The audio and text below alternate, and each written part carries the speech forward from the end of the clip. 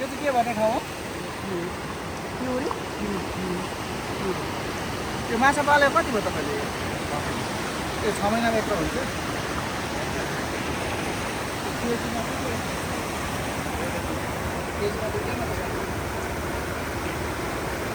अलिक सानो नि बेच्छ कि यस्तो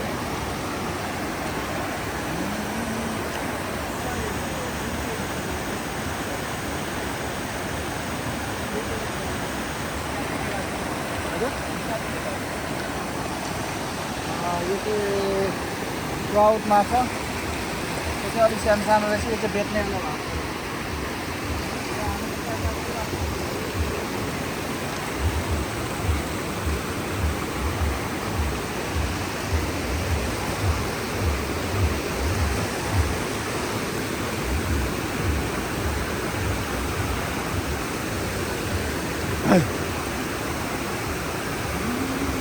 माछा हेर्नु न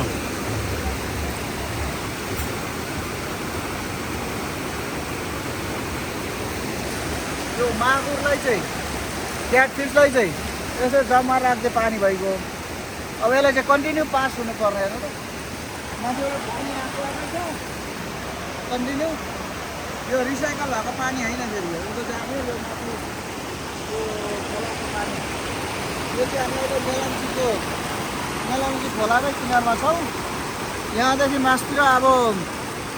6-7 किलोमिटर मात्रै गयो भने मेलम्चीको ड्याम पुगिन्छ ड्याममा पुग्छु जो चाहिँ काठमाडौँमा मेलम्चीको पानी खाने दिने भन्दै नेताहरूले कुरा गर्छन् यहाँदेखि अलिकति मासतिर गएपछि 6-7 किलोमिटर गएपछि मेलम्ची ड्याम माथि खनेर आइपुगेको छैनौँ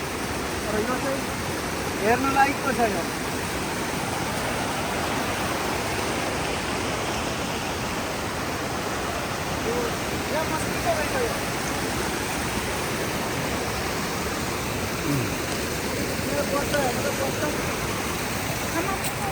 माछा यो ट्राउटको बच्चा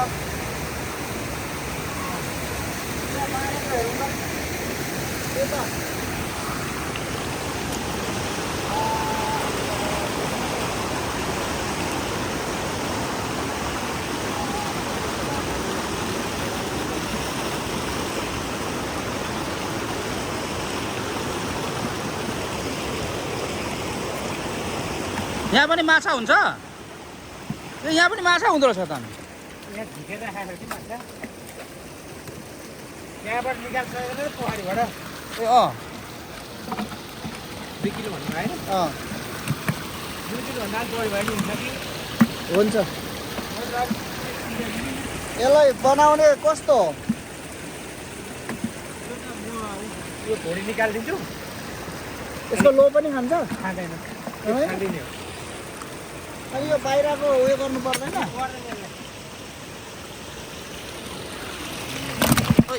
यो यहाँ निकालेर राख्दो रहेछ होइन बेच्नेलाई चाहिँ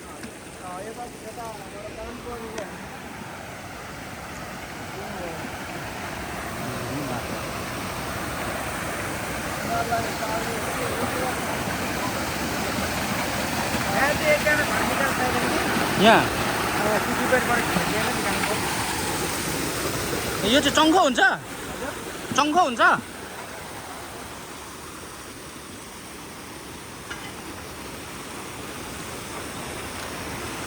यस्तो हुँदो रहेछ है टोक्छ है त्यो फेरि कत्रो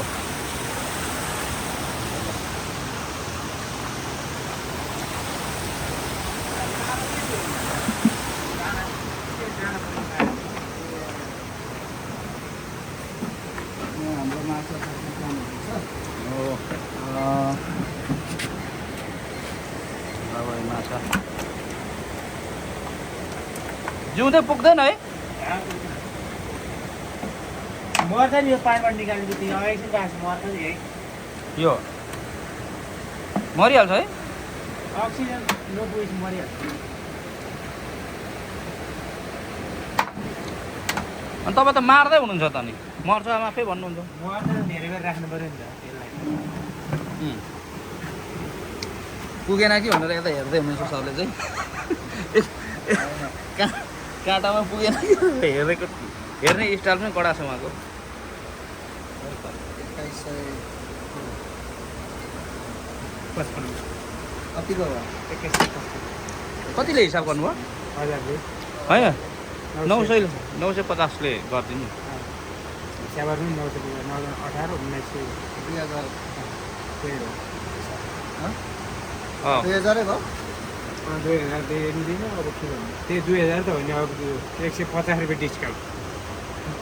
ल होइन त ल 2000 को माछा अरे बाफ्रे ल